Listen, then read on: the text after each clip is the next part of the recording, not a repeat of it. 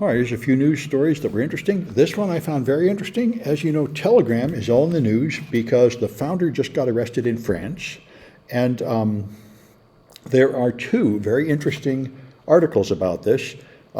This one addresses really a fundamental issue. Telegram pushes itself as an encrypted messaging app. And this guy, Matthew Green, is a famous cryptographer. He's done a lot of analysis, and he points out that is a lie. And it is really a malicious lie because he's told them years ago, and they refused to fix it, and they refused to stop lying about it. Now, WhatsApp and Signal are encrypted messaging apps, and they encrypt your chats end to end, which means if you chat with someone, only you and the recipient have the key, and the service cannot read anything you send. So if they get a subpoena from the government saying, tell us who these people are and what they're saying, they can't do it. They don't have that information. Telegram claims to be encrypted, but it's not. It turns out that the end-to-end encryption is an optional feature, and it's very difficult to find it and turn it on. And it only works if the recipient you want to encrypt to is online right at that time. And it does not work for group chats at all. So almost no Telegram users are turning it on, and it doesn't work very well. And so he points out that it's in fact very deceptive that way. So I'm glad I moved off to Telegram and went to Signal. I did it. And the other thing is the data is going to Russia. That was in here. So it's indeed quite disturbing. The company can see it, and there is evidence that they have been handing it off to Russian authorities and other authorities. And let me see if I think that's in this one. Anyway, but the thoughts on a Durov arrest by Preston Byrne are very interesting. Since Durov got arrested, what he got arrested for was allowing illegal content on his chat app and not blocking it. Now, and the disturbing thing, of course, is that all the other encrypted chat apps are just as guilty in that regard. As a matter of fact, Telegram, since it doesn't actually encrypt the chats, could inspect them and block the forbidden ones, like child sexual abuse material, but they just don't, and they don't even respond when they get requests from the French government. So that's what he's accused of and arrested for, and going to be tried for. And he points out how this works and says all the encrypted chat apps pretty much are from America because only America would allow you to have end-to-end encrypted apps. All other countries forbid end-to-end encryption for all practical purposes because they want to block certain kinds of content. And so, but in general, in America, because a social media operator is not liable for the crimes committed by their users, which is not the attitude they take in other countries. And so if you use Facebook to organize drug deals, Facebook is under no obligation to block that in America. And it'll be immune because of some laws, primarily the one called Section 230, that makes social networks possible. It is possible to let people comment on your network and you are not responsible for what they say. That's the idea of Section 230. Now, newspapers do not have this protection. If you send a letter to the newspaper and they print it and it contains illegal content, they are liable for that. But chat services are not liable. And I see a comment in the Twitch. Yeah, Telegram is a very social app. Yeah, the point of Telegram is you can have these channels so you can make sort of a blog viewed by a group of people. So you can have a group of people sharing a common interest, all seeing this information, and that's quite popular. It's another easy way to broadcast to a limited group. Yeah, good. There's Q&A with the Signal president. Yeah, good. Yeah, the Signal president is a very interesting person, and Signal is a very good product. I don't know how they're going to stay afloat, though, because they don't make enough money. They should charge for Signal, but they aren't. Anyway, so most countries do not have such a permissive regime. France is part of that group. They have a law against hate speech, so internet companies can be fined $1 million per instance for failing to restrict hate speech. So he says it seems like if they've arrested Pavel Durov, then they likely would arrest Mark Zuckerberg and the president of Signal if they go to France. He said they better stay out of France. And I would think they probably ought to prevent French users from using their service because it does appear to be that the French are taking a position that encrypted apps violate their law.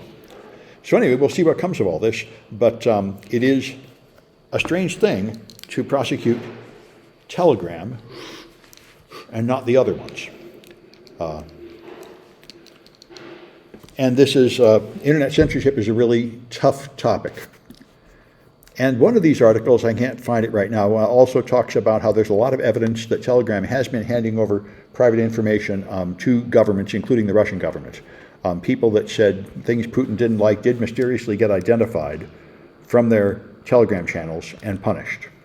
So since he does have access to that data, in America, he would have to reply to court orders, and it may well be true in other nations it's the same.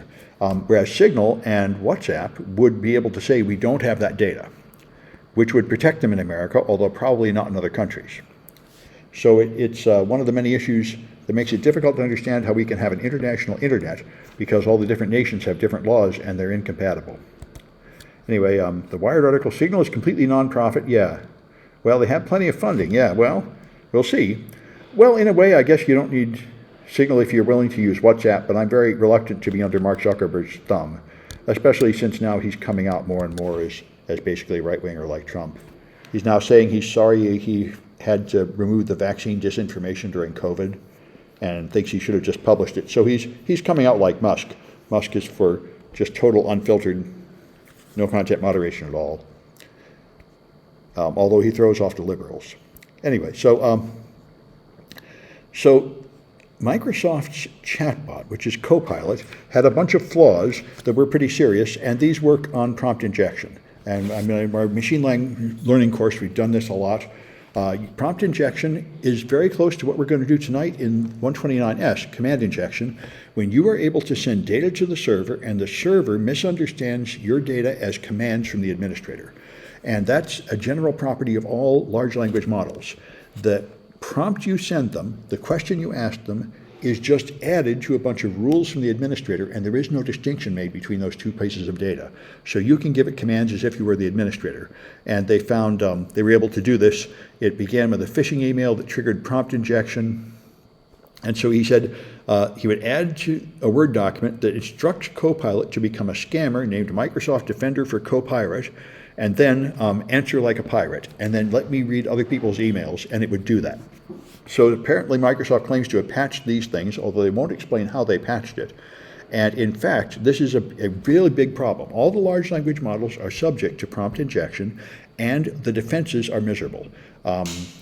I think it is Google Gemini that has a defense, or else Facebook's one, and they were trivially able to bypass the defense just a few weeks ago by just putting spaces between the letters in the prompt. So Microsoft claims to have a defense too. They claim to have something called responsible AI, and it's not clear how strong their defense is, but we're in its early days, and the pen testers have found at least one set of flaws that have been patched. It'll probably take a lot more before there are defenses there you can actually trust. I didn't know Microsoft had their own Linux. You know, Amazon does. If you make an Amazon Linux machine, they will try to get you to use Amazon Linux, which is their sort of modified version of Red Hat. And Microsoft has theirs too, which apparently is necessary now because CentOS is the open source free version of Red Hat. And apparently, I haven't been following it because I don't use Red Hat, they no longer support CentOS. So Microsoft has to, LinkedIn runs on CentOS, so they have to migrate, and they're going to migrate it to Microsoft's Azure Linux. So that's interesting. Microsoft also has their own version of Linux that they push on Azure, apparently. And they have a policy called Eat Your Own Dog Food, where they host their own services on their products, which is a good way to maintain the quality of them. So we'll see what comes of that. And so RFK Jr., as you know, joined the Trump team a few days ago and endorsed Trump, but it's so late they can't take his name off the ballots. The ballots have already been printed, so it's not going to really do any good. I think people will end up voting for RFK. They won't know he's not there, since his name will be on the ballot. So we'll see. All the experts say they really don't think this is going to help Trump much. My first thought was since 6% of people are going to vote for RFK, it would just add 6% for Trump. But they say that is not true at all. They say most of the people that are voting for RFK hate Biden and Trump and Kamala, and they will stay home. We'll see. It's the race is very close, and every little thing like this might change it. And this is City College blocking some news, but I think I've done enough news anyway.